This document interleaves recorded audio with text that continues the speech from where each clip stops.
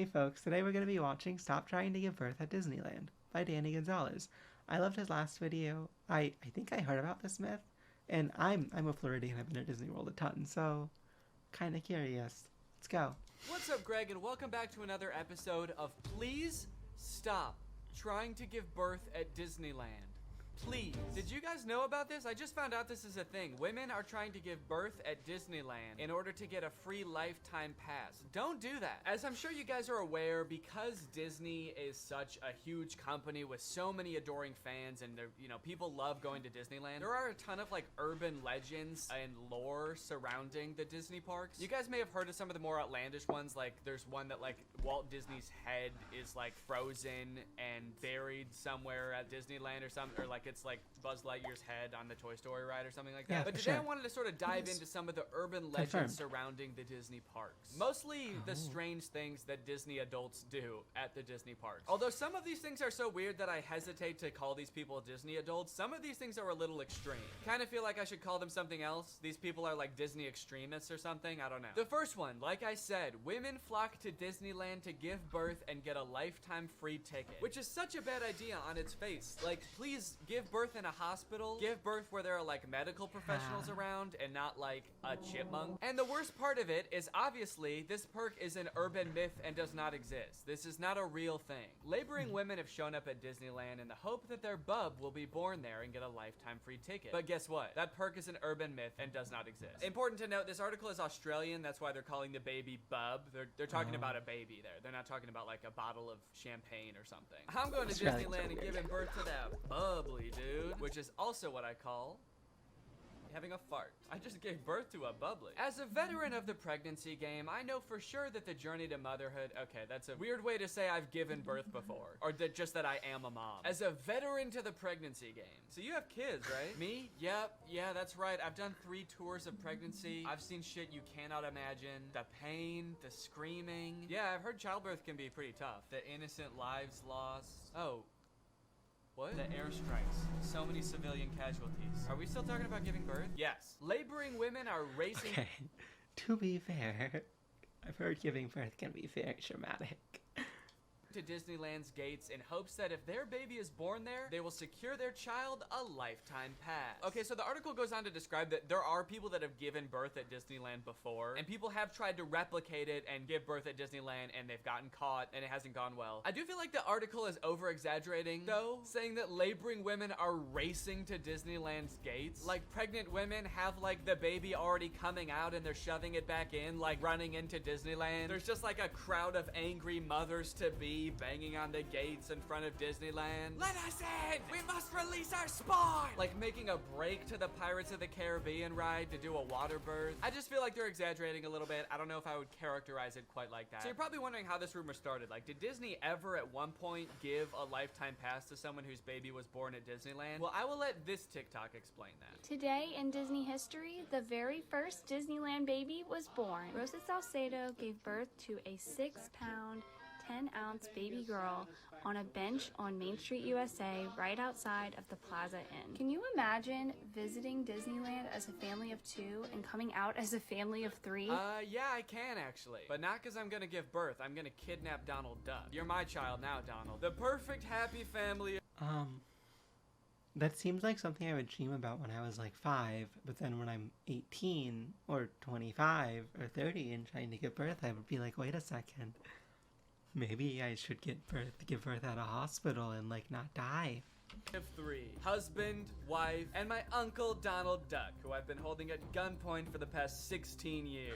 There have been 4 babies born at Disneyland, and all of them have been girls. But only one has their own Disneyland birth certificate. So that might not have sounded significant, but that's actually how the rumor started. The first baby that was born there, Teresa, got a birth certificate that was just like a Disney birth certificate that says like, this is the first baby to ever be born at Disneyland. And I guess like word got out that this baby got some kind of special certificate, and then people just started assuming like, oh, that's a lifetime pass. That baby got a lifetime pass. And from that moment on, has just been a rumor that if you give birth at Disneyland, your baby gets a lifetime free pass. So honestly, if you're like that big of a Disney fan... So the certificate is real, but That's so weird. And you do this, you don't even get a lifetime pass. You still have to pay to go to Disneyland. It's just your baby that gets in for free. And I kind of feel like babies get in for free to Disneyland anyway. Is that true? Children under the age of 3 get in free to all 4 theme parks and 2 water parks at Disney World. There you go. You want your kid to get in free to Disneyland? A better conspiracy would be just pretend they're 3 years old for their entire life. That shit could actually work. The article goes on to talk about a time where someone has tried to sneak in to give birth at Disneyland, and they hid in the bathroom while going into labor until I guess employees had to like assure her that her baby would not be getting a lifetime pass, and then she was like, oh, okay, fine, then I'll just go to the hospital. Once they assured her that she would not be receiving a lifetime passport, she came out and accepted the ambulance ride to Western Medical Center where her baby was born shortly thereafter. I don't know about you guys, but it kind of sounds like she failed the test. If you know anything about Disneyland, you know how well the cast members there, all of the employees, all the staff, all the people in costumes are trained to like respond to every circumstance. It sounds like you just entered the giving birth at Disneyland experience, and honestly, you didn't make it to the end where you get the prize. It also says that this discussion board, The Laughing Place, has some hilarious forum chats about this topic. So I guess other people have been like sharing stories about this happening on this forum,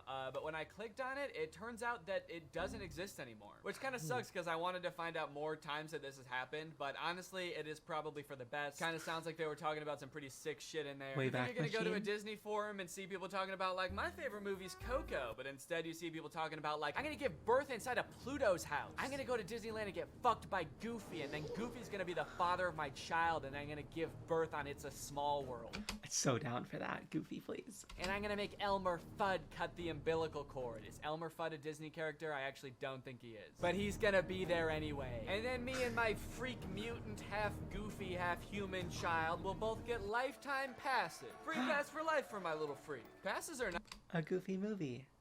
Being born in Disneyland is a pretty cool claim. Yeah, I mean, I guess so. The way this is written, it kind of makes it sound like, so you might not get a free pass, but I don't know, it's worth a shot. You might want to do it anyway, just for shits. I've actually found a little bit of discussion about this on TikTok as well. Quick question, what's stopping me from giving birth in Disney World? Like in the Magic Kingdom, on a ride, in the Epcot ball? I think this TikTok in particular is a joke, but the comments under this TikTok are actually very interesting. I went into labor at Disney. They were not cool about it. And people like responded asking her to I'm happy he actually noted that that was an obvious joking TikTok. elaborate. And she goes on to detail her experience going into labor at Disney. And from her experience, it kind of sounds like the second anybody starts going into labor at Disney now because of this conspiracy, the entire staff immediately flips and like makes it their top priority to get you out of the park and like to a hospital to give birth. And I guess that sometimes they can be so rushed trying to get you out of the park that it comes off as rude, but obviously they're just like concerned for your health. They also don't want this rumor escalating of like people giving birth getting a free pass. And also it's just like people in sweaty mascot costumes trying to not deliver a baby because that's not their job. So sometimes I guess it comes off as rude. But the funny thing is, from this woman's entire explanation, it sounds like she didn't even know that this urban legend was a thing. So in her head, I guess she just like broke some unspoken rule at Disneyland that she had no idea about and made the entire staff of the happiest place on earth turn on her in an instant, which is so funny to me. Hello there, what can I get for you? Yeah, can I just get a medium root beer, please? Oh, great. Oh, great, another guy here to put his balls in the root beer. What? Hey, everybody! This guy right here is about to pull out his big fat balls in front of everyone, in front of a bunch of children, and put his balls in a glass of root beer. Why would I do that? Don't play dumb. I'm not playing dumb. I am dumb in this situation. You've clearly heard that if you put your stupid fat balls... Why do you keep calling them fat? In the root beer at Disneyland, you get to spend the night with Minnie Mouse. Oh, what the fuck? No, I just wanted some root beer. Is that true? No, it's an urban legend. But no matter how many times we tell people it's not true, we still get perverts like you coming to Disneyland, ordering root beer just so they can put their stupid, don't call them fat balls in it! Oh, come on, man, don't cry. I'm not okay. Why do you still sell root beer if this keeps happening? Because if you shit in the root beer, you actually do get a free fast pass for Space Mountain. Okay, I don't want to put my balls in root beer, and I definitely don't want to shit in the root beer, okay? I legitimately just want to drink some root beer. Oh. Sorry, my bad, man. I didn't know. Okay, well, that's literally what I asked for, so Here you go. Ah, what the fuck is that? It's Walt Disney's head. You said the secret code, so here's his head. No, root beer. No. What? I wanted root beer. I wanted to drink root beer. So no head? No.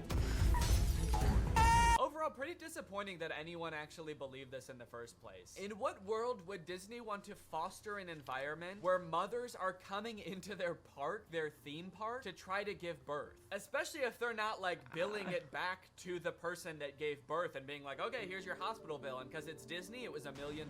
Now, by now, it should be no surprise to you that there are some people in this world that want to spend every waking moment of their lives at Disneyland, especially their most precious moments in life, which is why you can also get married at Disneyland. Let's take a look at some of the craziest places you can get married at Disney World. I'll Starting say- at $12,000, you can get married at the Haunted I'll say, when I was a kid, I thought this would be the coolest thing. Mansion in Disney World. But just like expecting mothers trying to sneak into the bathroom to pop out a quick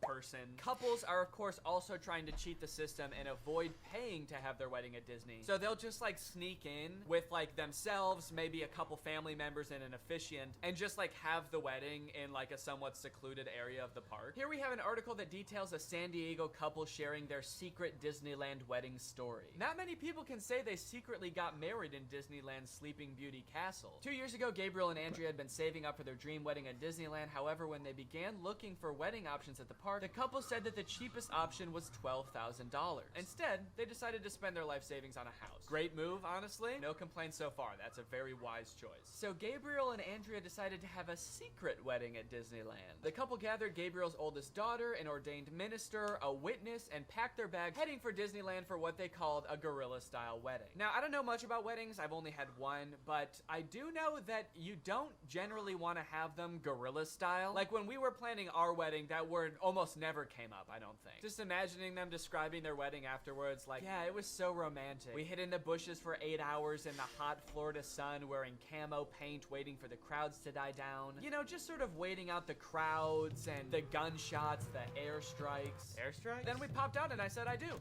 Happiest day of my life. Here's my favorite picture of the big day.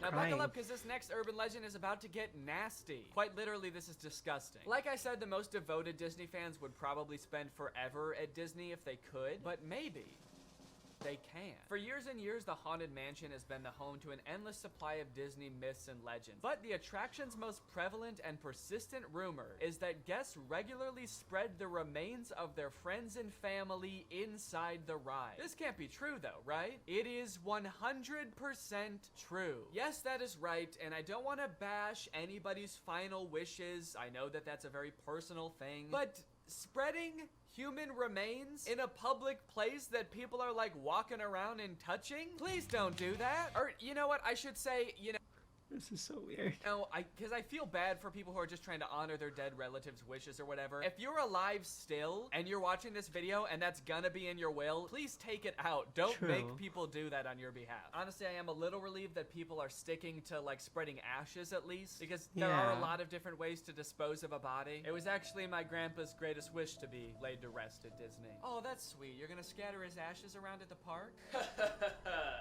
Not exactly. The Haunted Mansion probably has so much human ashes in it, it's not even funny, said one Disneyland custodian. Blah! That is the nastiest thing. Oh my god. Don't do that. Do not do that. Please. People scatter their loved ones' ashes in the Disney parks monthly. Can you imagine just like being on a ride and the person next to you is dumping out ashes? Disney employees are literally aware of this too. They have to follow special protocols every time this happens. The custodians are used to identifying and vacuuming up these ashes. I don't know why I was surprised to hear they vacuum them up. Of course they do. It's a literal human corpse, basically. Of course they get rid of it. The people who are, like, requesting this happen to their bodies must know this, right? They must know that some custodian that does not willingly work in, like, a morgue or something is going to have to take care of that. This sounds awful for everyone. If you're the custodian, you have to vacuum it up, but if you're the person that just lost someone you care about, you have to know that they're just gonna vacuum it up. They might even make you watch. They have you come identify all the places that you scattered the remains, and then they just like make eye contact with you while they're vacuuming it up. This is going in the garbage now. We're gonna throw this in the garbage now. Say bye-bye. So when you're laying them to rest in the happiest place on earth, you're actually condemning them to forever in the suckiest place in the world. Yes, that is a very funny joke. And people will put them anywhere too, like flower beds, bushes, the lawn at Magic Kingdom, outside the park gates. Outside the park gates? They'll put this shit anywhere too, you know, outside the park gates, on the highway on the way home, the McDonald's across the street, Universal Studios, shit anywhere. It doesn't really matter. I feel so bad for the employees that have to deal with this, honestly. That would be so scary. Honestly, even as a patron, you know, I honestly like going to Disneyland every once in a while. I think it's pretty fun. But next time I go, I am going to be terrified that I'm like touching human remains at all times. Especially now knowing that they put them everywhere. I'm gonna be eating a turkey leg and wondering, like, is this actually some guy's leg? They're most frequently dispersed around the Haunted Mansion, which is kind of perfect if you ask me. Okay, this girl's actually a little bit too into it. But now this whole ashes thing, which is not really an urban legend, is actually true, has actually spawned urban legends out of it, as you can see here. Have you heard of the legend of the crying boy at the Haunted Mansion in Disneyland? The story goes a mother spread her son's ashes without permission from Disneyland, and you can see him crying as you're exiting the ride. Spooky. I wonder why he's crying. Maybe because his ashes are in a vacuum. Maybe because he was a little boy and his mom spread his ashes in the scariest ride at Disneyland. The mom was like, yeah, my son used to love this ride. Every time we would get on it, he would be screaming and crying and shaking because he was so happy and excited. So I decided this is the perfect place for him to spend the rest of eternity. In a rundown castle of pure terror. It's what my darling little boy would have wanted. All in all, it seems to me that Disney, this giant corporation that owns like every media property known to man, has their grubby little fingers wrapped around people a little bit too tightly. It's like you already have every movie and TV show. Do you really need people like begging to spend their entire lives at your theme park also? But even still, with people spreading their loved ones' ashes at Disney, people trying to give birth at Disney just to get free tickets, Disney is still trying their best to immerse you in their parks as much as possible to make you never want to leave. Recently, Disney opened up the Galactic Star Cruiser Hotel, which is a Star Wars hotel and experience. I think it's like a 2 or 3 day long experience where you are like in this hotel. There's like a story that you have to follow about shit going on around you. It seems very immersive, and to a pretty big Star Wars fan, honestly, it sounds pretty cool. But it is also $5,000, and instead of windows, your room has a screen that just shows a video of outer space playing. So, you know, just keep that in mind that you might go insane while you're in this place. With no concept of night or day, you just have to adhere to the Star Wars pre-approved activities. There's like stormtroopers patrolling the halls at all times. It's kind of like they wanted to build a Star Wars hotel, but they built a prison instead. I read through some of the Google reviews for this hotel. It's only been open for a little bit, so there's not that much to go off of. And honestly, there are a lot of 5-star reviews of people who seemingly really enjoyed it. I did think that this review was really funny. This person gave it a 1 out of 5, and they said, thought the experience was fun, but not worth the price. There are too many missions to keep track of, and you are always missing something. It kind of seems like they got like too immersed in the story and like started to believe that they really needed to complete these missions. This sounds more like the review of a disgruntled employee that like works on a spaceship. There are too many fucking missions, man. There's too much shit to do. The hyperdrive is gonna fail, and I need to fix that. Not to mention the First Order's breathing down my fucking neck, trying to get me to give away the location of my comrade. This place is fucking stressful. I think my favorite thing I've seen come out of this Star Wars hotel is this apparently now deleted ad for the experience that says strike unlikely alliances in your very own Star Wars story. Apparently when you come in, you can decide if you want to be like on the good side or the bad side. So this ad Someone shows just came that. in.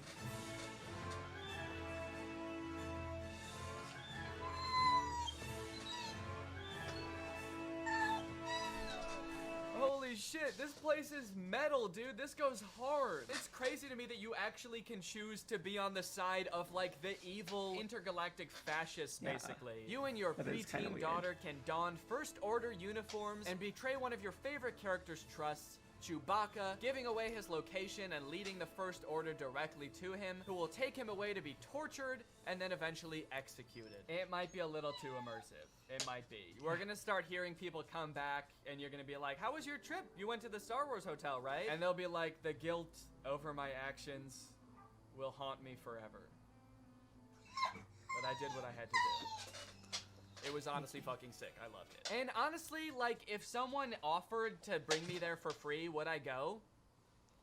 Yes, Yeah. I probably would. Yeah, honestly, I would like to go 100%. I would like to go. And as if living in an intergalactic prison isn't immersive enough for you, pretty soon Disney is going to start offering an even more immersive and even less temporary experience. You may have seen Disney recently announce their Story Living initiative, where they're basically going to be building cities, with their first like test city being built in the desert in California. I don't know about you, but this seems very creepy to me. I don't really know what Story Living entails. They're pretty vague about it in all of the promotional videos. Story Living by Disney allows us to leverage what we do best: world-class service, legendary storytelling, and creativity. This exciting new venture will enhance, extend, and strengthen the Disney brand by allowing us to bring the magic of Disney to places you may never have expected. But it does kind of worry me to live in a town where every aspect of your day-to-day life is curated by Disney. Yeah. Like, I know, like, Walt Disney had, like, the idea for, like, Disney communities, and, like, the Florida, like, Disney World is, like, its own, like, technically, like, community and stuff, but that's so weird. Oh gosh, I feel like we have so much chemistry together. Me too. This has been great. This date was a lot of fun. I really haven't connected with anyone like this in a long time. Fantastic. How likely would you be to recommend this experience to a friend? What? On a scale from 1 to 10, how would you rate my performance?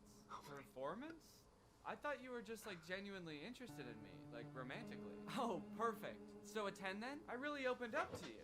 And you opened up to me. That's all just part of the Story Living experience. It's Disney magic. So that whole story you told me about how sad you were that you had to release your pet into the wild because it had grown to be wild, that was the plot of The Fox and the Hound. What the fuck is wrong with you? Thank you for riding Disney's Love Connection. Please make sure you pick up all your belongings as you exit the ride. Are you an animatronic? Please do not try to fuck any of the animatronics. Are you on your all way out, and animatronic? have a lovely day here at Am I the only Disney person that lives Story here? Anyway, that's the end of the video. It's time to talk about our sponsor. What's up? It's me, a hacker, and I'm so excited to steal your data because you don't have today's sponsor, ExpressVPN. Wow. You see, sending data over an unencrypted network is a lot like sending a postcard. There's no envelope to cover up your info and protect your sacred message. To have a little bit of cool. ExpressVPN is extremely easy to use. You can fire it up and get connected with just peace of mind when I'm on over to VPN. So enjoyed it. If you're new here and you're not subscribed yet, make sure you subscribe and turn on my notifications to join Greg. Greg is what I call my army here on YouTube. We are a ruthless army whose violence and terror knows no bounds. Please. True. Technically, I'm part of it. See? Alright, let's read the comments. Yeah, this is crazy. I can't believe people, like, shouldn't you, like, focus on giving your child, like, a good birth? Happy and healthy? Oh my god.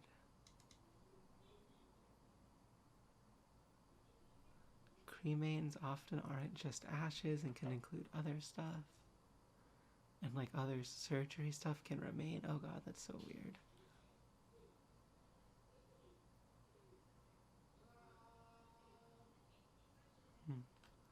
Alright, well, thank you folks for watching. I hope you have a great day. Bye. Hey folks, lyarri here. Thank you so much for watching. Remember to like, subscribe to me on YouTube, on Twitch, and have a great rest of your day. Bye.